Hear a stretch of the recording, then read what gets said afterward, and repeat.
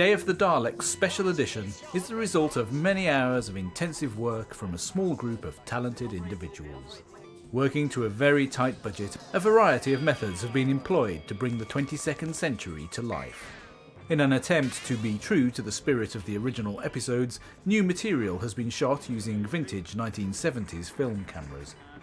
Modern digital techniques have been used to sympathetically improve visual effects, to restore errors in the original program making, and to create an impressive new soundscape.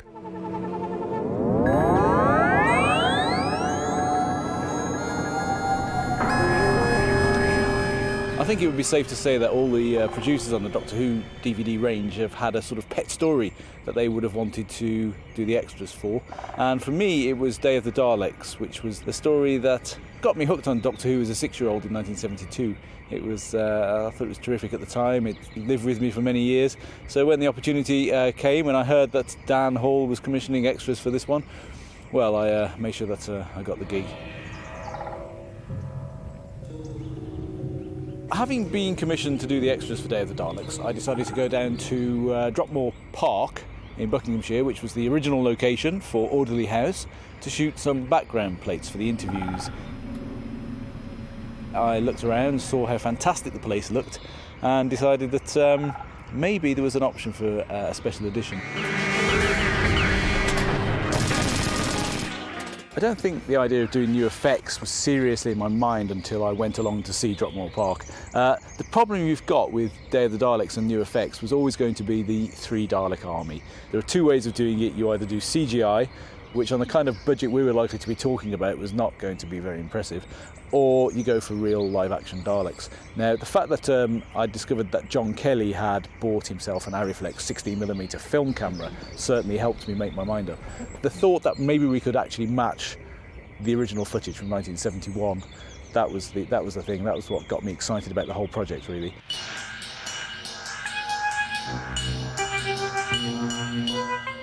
Having secured a location and a film cameraman, all I needed now were Daleks and Ogrons. I contacted an old friend, Toby Chamberlain, an expert Dalek builder, and who I recall back in the 1980s had made a superb Ogron costume. So I got in touch and asked him whether he wanted to be involved.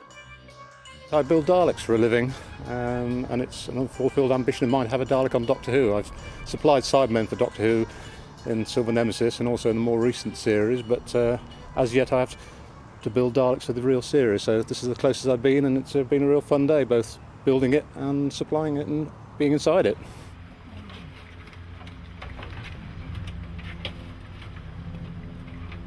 It was an opportunity I didn't really want to pass up on, so I suffered my art today, although it was a bit too hot, but it was good fun. I think we all enjoyed ourselves.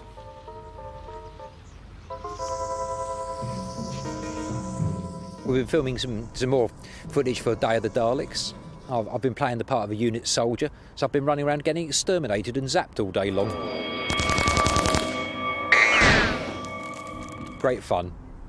Reliving my childhood.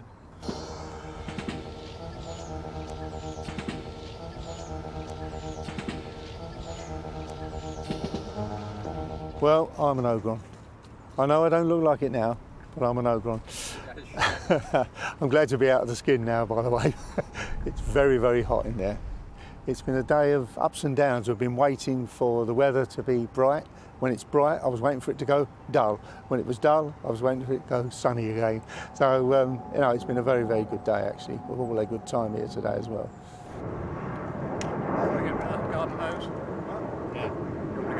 This is the Arriflex BL, which is a camera that's been about for donkey's years. I think it was introduced in the mid-60s by Arriflex.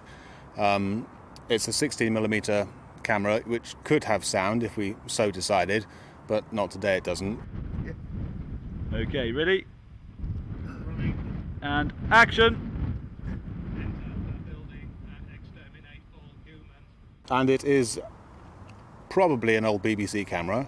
The Arriflex BL was the biggest workhorse of the BBC's film department between the mid-60s and the early 80s, and it's almost certainly what they would have been using to shoot Day of the Daleks.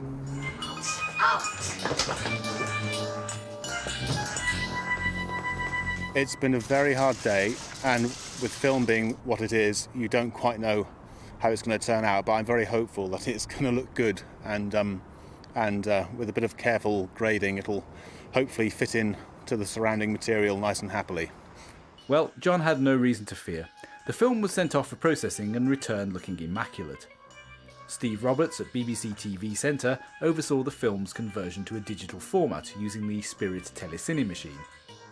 Of course, the techniques for transferring film are so much better than they were back in the 70s. The film sequences in Day of the Daleks look grainy and washed out compared to the new material. BBC colourist Jonathan Wood graded the film to match the original colour palette, and then Peter Crocker over at SVS had to effectively degrade the new film, the opposite of his usual job of film and TV restoration. The next job was to add the new effects. I was very keen that the new effects wouldn't look too anachronistic. The danger is with doing new sort of digital effects on old TV, it just stands out too much, you know, it just looks too obviously modern. When we started doing this and I decided that Michael Dinsdale of Farmageddon would be the ideal candidate for doing the actual digital effects, the opticals, the ray guns, all that sort of stuff, my brief to him was that we try and keep it looking like it could be made in 1971.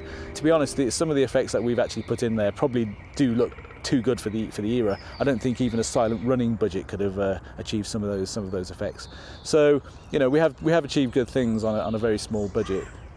Largely to do with the fact that Michael's just so talented and so clever with his modelling and his CG and everything. It looks really, I think it looks really impressive.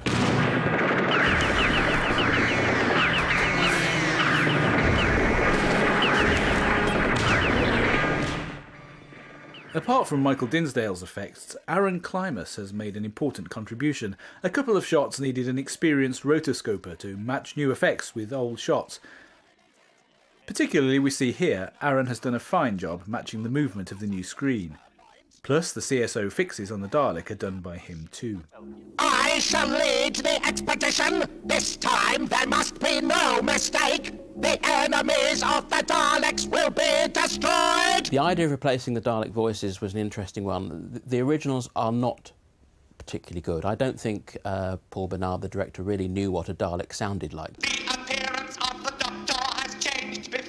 I remember at the time as a kid, because I did, funnily enough, since I've ended up doing the Dalek voices for Doctor Who, I did have a preoccupation with the voices. They always scared me. And I remember thinking when I first heard them in Day of the Daleks, this is not right, you know. And of course, since then, you know, since meeting other Doctor Who fans, everyone goes, oh, the Dalek voices in Day of the Daleks were terrible. And they mostly are. Which is an awful thing to say. I feel sorry for those two actors who did them. There has been a drop in recent production figures. That can be explained. Explanations are irrelevant. Production targets must be maintained. We will reach the targets on the next work period. For the next work period, target figures will be increased by 10%. So there was a suggestion that we tried to replace them. The problem with this story is that all we have is the final mono mix. We don't have the dialogue separately. We don't have the Dalek voices, the original Dalek voices separately. We don't have the music separately. So if you're going to put new Daleks on, you've got to take the old Daleks off. Of course, when you take the old Daleks off, any music that's under them, sound effects that's under them, other people talking that's under them, that all comes off as well. So the first job was a tricky one, lifting bits of sound and even tape noise from elsewhere in the story, so I could take the Daleks out so that it would sound as if they'd never been there, and we were left with just a clean track. It was very tricky, but eventually, apart from a couple of points where they trod on other people's lines, they did come out pretty cleanly. I was very pleased with it. What is your report? We have a fix on the time transfer device. It is operating again in the 20th century time zone, and it must be them. You have obtained the space-time coordinates! We're trying now. The trace is much stronger this time. There is You must not fail! I've known Nick Briggs for years. We go back a very long way. We first met working on Keith Barnfather's Mythmaker series, where I was doing the sound on a lot of the early ones and wrote the music for it. And Nick was the interviewer. And of course we were all great Doctor Who fans, which is why we were doing that. Nick was not just a Doctor Who fan, he was a complete Dalek nut. And he still is. And of course, he is now voice of the Daleks on the new series, and quite rightly so, because he loves it and he's very good at it. So of course, if we were going to do this, we get him in to do the Dalek voices on this. What I wanted, and I think what Steve Broster, the producer of this, wanted, was very classic sounding Daleks. We didn't want new series Daleks to have suddenly appeared in a classic Doctor Who episode. Exterminate them! And the way we solved that was to ask Nick to pitch it down slightly, to be not quite as quite deranged as the new Daleks can be.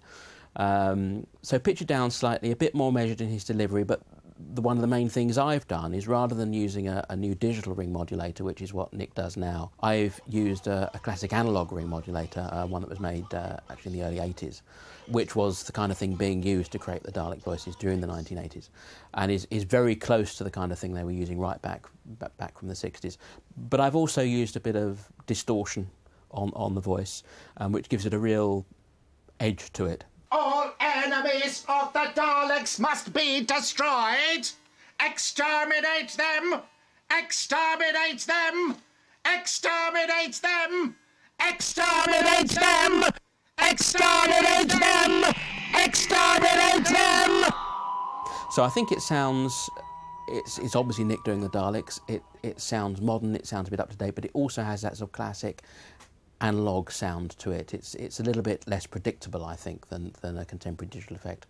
And I'm quite pleased with the way it sounds. The prisoners will be recaptured and returned here for mind analysis! Mark Ayre's contribution's enormous, you know, his work's just terrific, you know, and obviously he's very sympathetic to the original materials, and the new sounds he's created, the new atmospheres on the future Earth, that sort of thing, absolutely just top-notch, brilliant, really brings the thing to life.